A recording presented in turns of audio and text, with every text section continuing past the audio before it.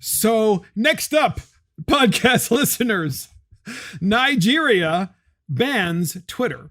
Nigeria, as in the country in Africa, bans Twitter. Now, I know most of you who know anything about the country of Nigeria, what you know is that you're always receiving emails from someone from Nigeria saying, "Hello, dearest," and they're trying to get you to wire a bunch of money, because the person's going to wire you twice the amount of money back. And then you call the FBI and they're like, "Oh, yeah, it's Nigeria." And we get like thousands of these calls every day, people complaining because they know it's obviously a scam, or some people don't know and they actually do it, which is why I guess the Nigerians, but that's what the Nigerians are famous for. So what you don't think of is what happened recently with Twitter and Nigeria. And why do I say that? Because Twitter has been turned out of Nigeria because Twitter did what? Twitter decided to delete a tweet from the president of Nigeria. So here's CNN in their own words, because we wanted to go to the most liberal and dishonest network in America to see what they have to say about censorship. And CNN says the following in an article: Nigeria bans Twitter after company deletes President Buhari's tweet. And it says, Abuja, Nigeria. The Nigerian government says it has indefinitely suspended Twitter's operations in the country. The Ministry of Information and Culture announced in a statement on Friday. You have to love that. The Nigerian government has indefinitely suspended Twitter's operations in the country, and the organization responsible for it is the Ministry of Information. The federal government has suspended indefinitely the operations of the micro-blogging and social networking service Twitter in Nigeria, it read. The statement, which has posted on ministry officials' Twitter handle on Friday evening, accused the American social media company of allowing its platform to be used for activities that are capable of undermining Nigeria's corporate existence. Some pointed out the irony of announcing the ban on Twitter, with one person replying, "You're using Twitter to suspend Twitter? Are you not mad?" The suspension comes 2 days after Twitter deleted a tweet by President Muhammad Buhari that was widely perceived as offensive. Now, of course, only in CNN, because this is what I'm reading from, in a CNN article, would they wait until like 2 or 3 paragraphs to actually tell you what exactly happened. So the suspension, according to CNN, when they finally tell you what happened, comes 2 days after Twitter deleted a tweet by the president, Buhari, that was widely perceived as offensive. To whom, by the way? In that tweet on Tuesday, the Nigerian leader threatened to deal with people in the country's southeast who he blames for recurring attacks on public infrastructure in the region. Quote, "Many of those misbehaving today are too young to be aware of the destruction and loss of lives that occurred during the Nigerian Civil War. Those of us in the fields for 30 months who went through the war will treat them in the language they understand," Buhari wrote in the now deleted tweet, referring to the brutal 2-year Nigerian Biafra War, which killed an estimated 1 to 3 million people, mostly from the Igbo tribe in eastern part of the country. So in other words, there was a tribal war, and as often is the case in African countries, not just Nigeria, when there are tribal wars, they are brutal, and people are hacked to death and shot, and they engage children, they kill children, they have children kill other people. It's an awful thing, these tribal wars in Africa. And certainly what the President Buhari was saying in Nigeria was, I'm going to engage in these same kinds of horrific acts against these tribes in this region as has happened before. Twitter, an American company, decided that they were going to delete or suspend or ban this president from doing any further tweets on Twitter, or certainly getting rid of this particular tweet. So, in response, the Nigerian president said, Twitter must register locally if they are going to have their ban to end. But in the meantime, Twitter is banned in Nigeria. So, podcast listeners, don't you think this is kind of funny? I mean, Twitter, who has banned Donald Trump, our own president, a former president of the United States, Twitter decides, well, we don't have any new awful people to go after. This is according to Twitter, right? There are 15-year-olds at Twitter that I'm sure are on their board that talk about who they're going to ban next. So the Twitter board, of course, they're fact checkers, and their censors and whatever you want to call them, their standards of excellence people are looking over across the world and trolling across the world, and they find President Buhari of Nigeria and decide, well, we're going to just show him we're so powerful, we're going to not let him tweet anything. And so what ends up happening? They forget that Nigeria is a sovereign country and can ban Twitter, and that's exactly what the president did in Nigeria. And so Twitter is all upset that happened. And that's not enough. In Newsweek magazine, the Biden administration, here's what it says. Here's the lead story. The Biden administration condemns Nigeria's Twitter ban after Trump praises the country's decision. So instead of the Biden administration condemning banning Donald Trump on Facebook and Twitter, they are instead condemning that Twitter did this to the Nigerian president. And here's the article. President Joe Biden's administration has publicly rebuked the Nigerian government after it banned Twitter and threatened arrests over its usage, just days after former President Donald Trump praised the African country for the decision. Unduly restricting the ability of Nigerians to report, gather, and disseminate opinions and information has no place in a democracy, the United States State Department spokesman Ned Price said in a statement to reporters on Thursday. I want to repeat this. Here's the quote. Unduly restricting the ability of Nigerians to report, gather, and disseminate opinions and information has no place in a democracy, said the United States State Department spokesman Ned Price to reporters. We could say that about our own country. I mean, right now, we need to stop looking outward. We need to start looking inward and finding out what the heck is going on with censorship. So he further says, he, as in Ned Price, the United States State Department spokesman, said, quote, freedom of expression and access to information, both online and offline, are foundational to prosperous and secure democratic societies. Well, yeah, we all agree with this, but it's not happening in our own country. And that is the problem, is that we have a Democrat Party that thinks it's okay to ban people and they fail to speak out. And yet when a president who is basically in a banana republic, which it is, okay, and I mean that in the sense that it is a country that is rife with corruption, right? Tribal wars, just a complete and utter mess. And they say, what's terrible? You shouldn't be banning him. They should have freedom of expression in Nigeria. Well, guys, we don't have freedom of expression here in the United States. Look what's happening with YouTube and Facebook and Twitter and Google and Apple, all the tech companies. We see what's happening. So there's this organization in America called the Voice of America. The purpose of the Voice of America is to do what? Is to express online and in radio format in the language sometimes of the local country, the foreign country, or in English language, or both. They're supposed to talk about American values.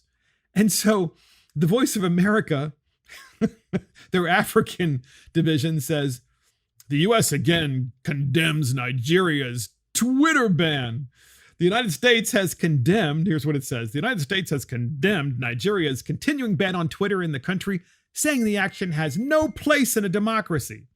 Freedom of expression and access to information, both online and offline, are foundational to prosperous and secure democratic societies, State Department spokesman Ned Price said. So they're kind of repeating what we said before, but he further said the U.S. condemns the ongoing suspension of Twitter by the Nigerian government and subsequent threats to arrest and prosecute Nigerians who use Twitter.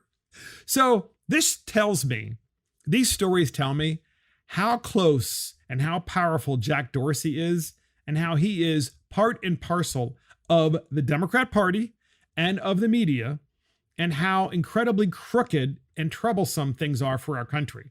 They're crooked and troublesome because it's okay to ban a president of the United States, and it's not okay to ban a Nigerian president or to delete some of his tweets or to stop some of his tweets.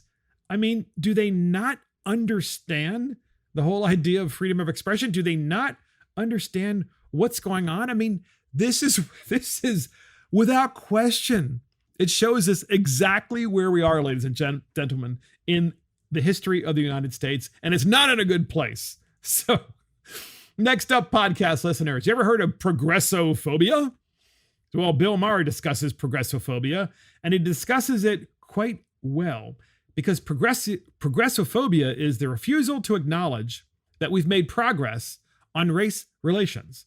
Once again, Bill Maher says, progressophobia is the refusal to acknowledge by some that we've actually made progress on race relations. To them, to the individuals with progressophobia, we've made no change. We've made no improvements. We've made no progress. Things are still the way they were during slavery. They're still the way they were during Jim Crow. And therefore, we just can't change anything. We have a clip on this, and here it is. And this progressive allergy to acknowledging societal advances is self-defeating, because progress and hope that we can achieve it is the product we're selling. And having a warped view of reality leads to policies that are warped. Black-only dorms and graduation ceremonies, a growing belief in whiteness as a malady and white people as irredeemable, giving up on a colorblind society. Only if you believe we've made no progress does any of that make sense. Yes, exactly. If you say that we've made no progress since slavery and since Jim Crow, then you pretty much have progressophobia, that you think that we need to engage in critical race theory discussions and that we need to have self-flagellation of white people, among other things. I mean, it's very dangerous, obviously, but it's also incredibly stupid. You would have to be an idiot. But that's what happens in so many of our public schools today, because we have so many people that haven't learned history. And it also, I think, goes to kind of the censorship discussion that we're having during this podcast. Namely, that in any normal society where Twitter bans a Nigerian president and an American president, or deletes an American president's tweets, or deletes a Nigerian president's tweets, and then says it's okay to put up information about critical race theory, where they're saying that, we should have separate graduations for Black graduates than white graduates, and literally taking us backwards in history and allowing those kinds of tweets to stay up. In no way am I suggesting that we should be banning and censoring these things. It should all be allowed to be said, because only then can we get to the truth. But when you have to ban individuals, and when you fear freedom of thought, it means that you fear any kind of opinion that is different from your own.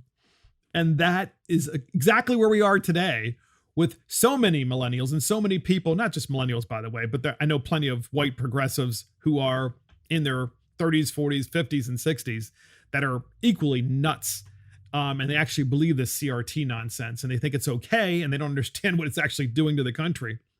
So if you think that's bad enough with the censorship, and if you think it's bad enough with what's happening in our media and how we're hearing different stories about how the media is trying to suppress certain stories, typically what we think of is CNN.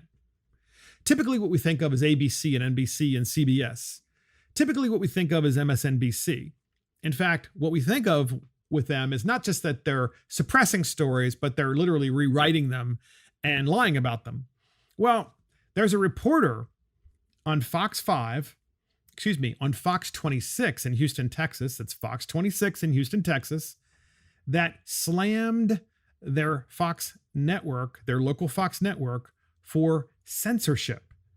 Okay, so in the Daily Wire, the reporter goes off script on live TV and says the company, the local Fox affiliate in that city, in Houston, is muzzling me and hiding info from viewers, releasing recordings to Project Veritas. So she's going to release recordings to Project Veritas so that the information gets out there. So here's what it says. A reporter with a local Fox affiliate went off script during live television on Monday to claim that she was being muzzled and that she intended to release recordings to James O'Keefe's Project Veritas. Before we get to that story, I want to let you know that viewers know that Fox Corp has been muzzling me, she said. Well, you know what? We actually have a clip on this, and we want to play it for you.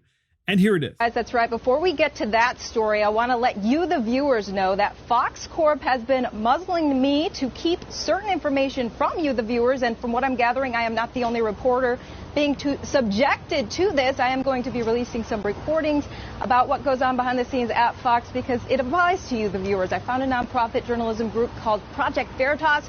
It's going to help put that out tomorrow, so tune into them. But so this reporter was so upset about not being able to expose certain things, and the folks at the Fox 26 Houston affiliate in Texas told her, you cannot, it's not that you have to rewrite the story. It's not that you have to modify your writing or modify your reporting. It's that you can't report it on air at all. And so the reporter is so upset that she's going to provide that story to Project Veritas. Now, what is the story you're asking? Well, I'm asking the same question. We actually don't know. But here's what I can say to you, podcast listeners, is I know that you out there, and I know that I feel the same thing.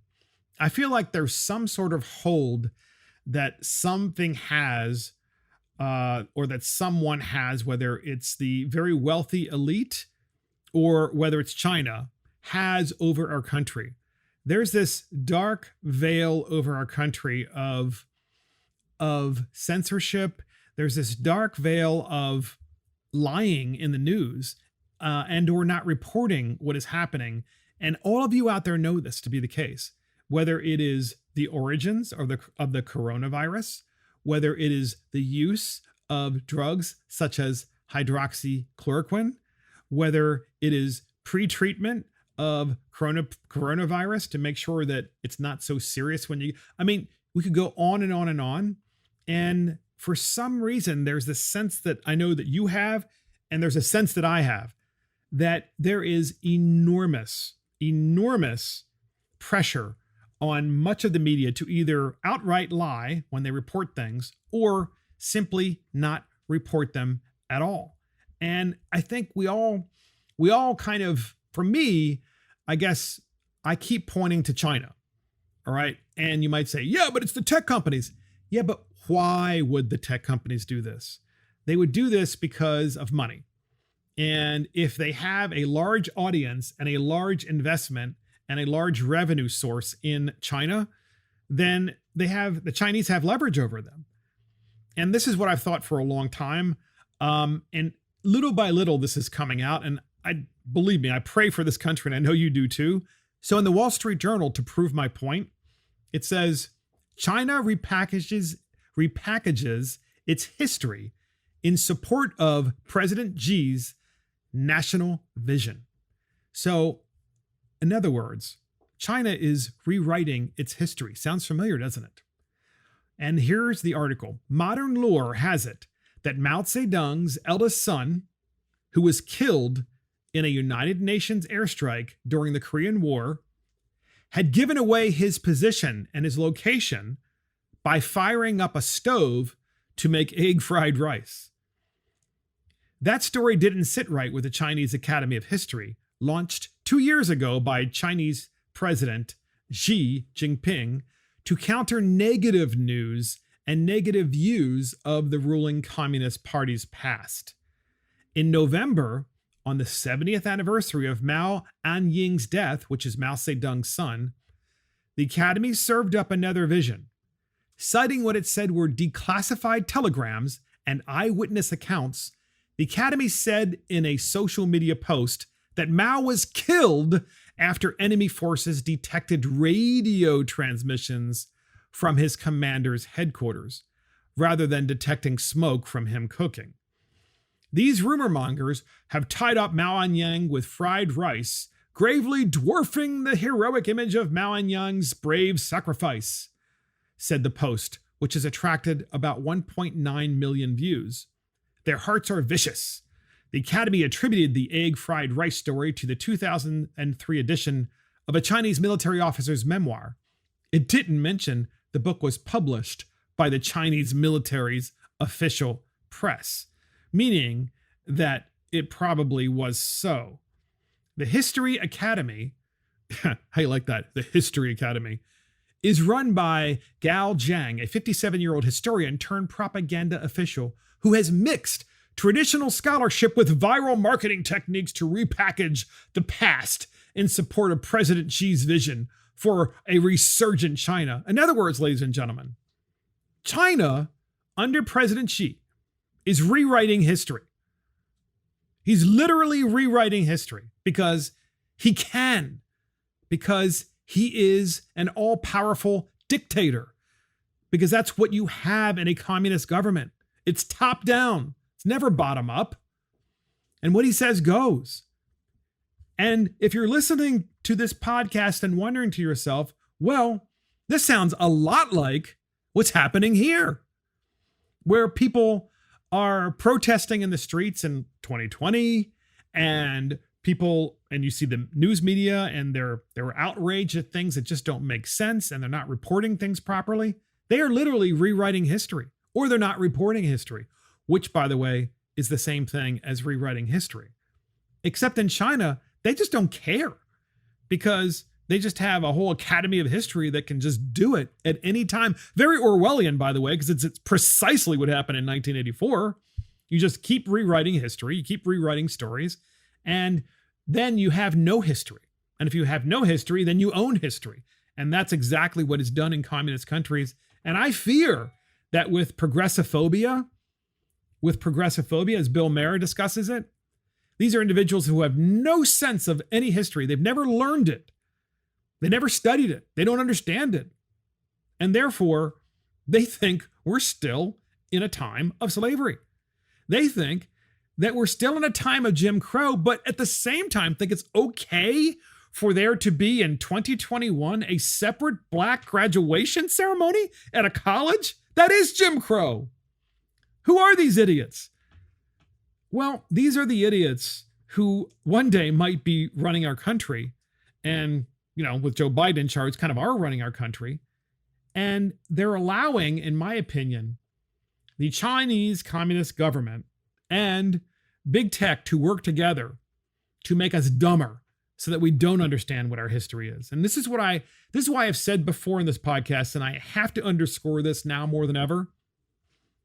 If you rely on getting your history information online, you need to stop that right now. By online, I mean doing a Google search and searching about some sort of event in history. What you need to do is to start buying books. Because just like China can rewrite history, the fewer books that you have, the easier it is for that history to be rewritten. Because then you just go, I'm just going to go online and learn about the War of 1812. Well, what if it's rewritten in a different way? But if you have the actual books and they're on your bookshelf, then you don't have to worry about that. And I think that right now we need to worry about that. I've talked about this before.